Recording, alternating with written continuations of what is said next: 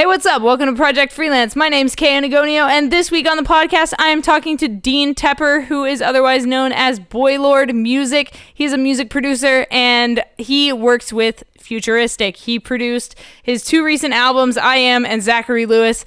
I recently had DJ Codebreak on the podcast to talk about DJing for Futuristic, and he said, hey, I bet Boylord would love to come on and talk to you on the podcast. So we set this up and now we're doing the podcast, and I'm super excited to get into this episode and talk about production with Dean. But before we get into that, I wanted to say a huge thank you to my Patreon supporters. You guys are helping to support my art. You're helping me grow this podcast, my YouTube channels, and you're helping me create bigger and better content for you guys. Thank you so much to everyone over there on patreon.com/justtheletterk. If you become a patron today, you get things like signed photo prints, exclusive content, and Skype calls every single month. Thank you guys. I appreciate it. Let's jump right into this episode. Dean, please introduce yourself to the people and what it is you do as a freelancer.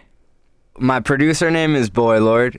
My human name is Dean, and I'm a music producer. So, okay, I like that you said your human name, by the way. That's great. Yeah, it's a little more personal. I don't love it when people call me Boylord, honestly. If I know someone, just call me by my real name.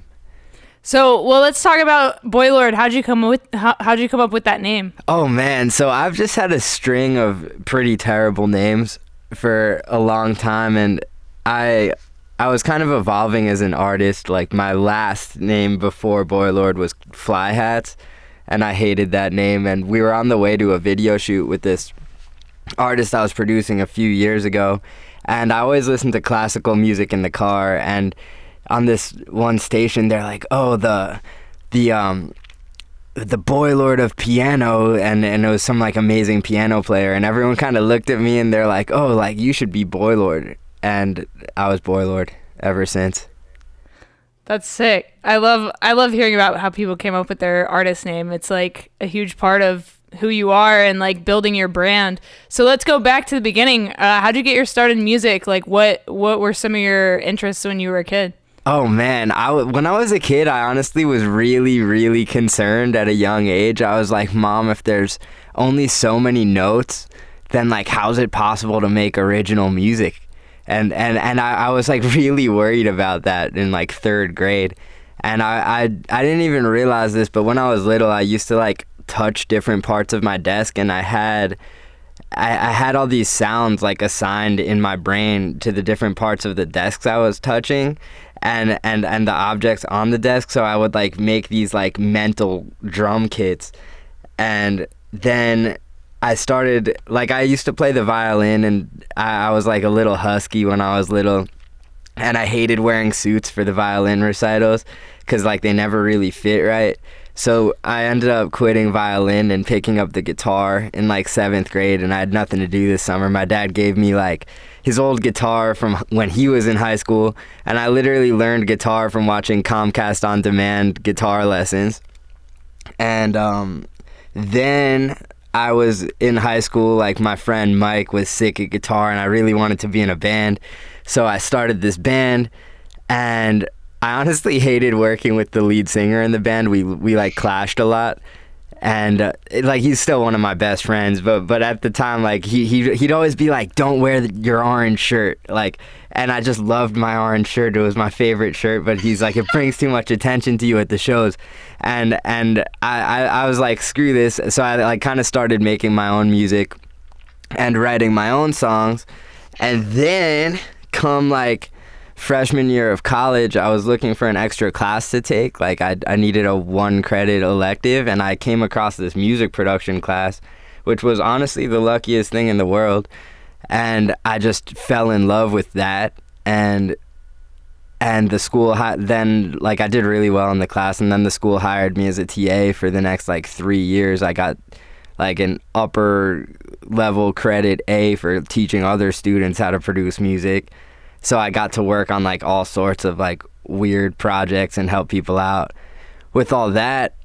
And also in college, like I was making money by DJing at like one of the clubs there, and I used to make 4 on the floor dance music, and my ideas were cool, but I was a pretty awful producer. And then I started like the second I graduated, my music super chilled out because I wasn't going out 5 nights a week, and I got super into like hip hop and R&B and was DJing around New York City a little bit.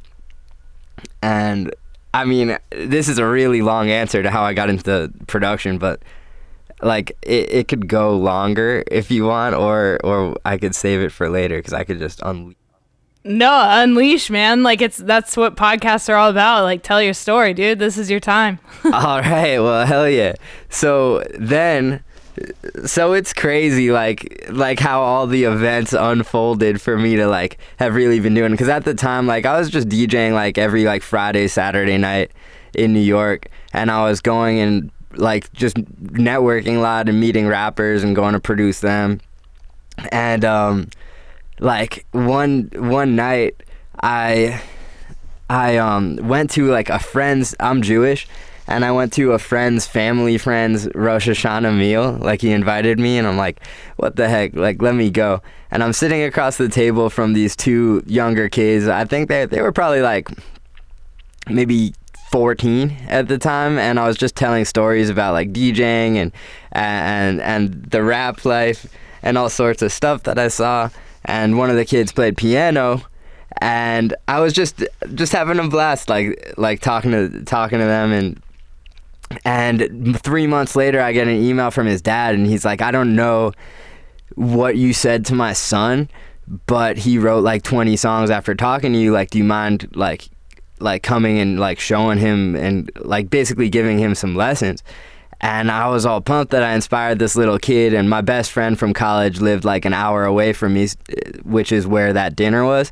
So every time I would go visit him, I would like stop by Mitch's house, who's the father of this kid Nathan, who's the man, and I would just like show him music production stuff. And his dad would always like offer me money, and I never really, I've always been kind of like not weird with money, but it just didn't make, like when you do something you love, like that transition between it being a hobby and a job is so strange and awkward when you first start dealing with money. So like I was like, I can't take your money. He was offering me like way too much for like an hour of my time, and I felt weird about it. So one day he's like, how can I help you? I'm like, you can help me find a job in music if that's possible. So then he had me send my music to who ended up being like we thought he lived in Brooklyn at the time, and this dude ended up living in LA, and that became my first job in Los Angeles. So after like living in my mom's house and kind of going into the city to DJ and stuff, within 2 weeks I just packed up my stuff and moved to LA, and yeah, that kind of started it. So talk about DJing in New York City. Like, what's that life like? Like, what was your average night looking like? Like, what were you doing out there? Honestly, my average night was getting ripped off by promoters. Like, it was cool. Like, it was way better money than college. But then, like, I don't know.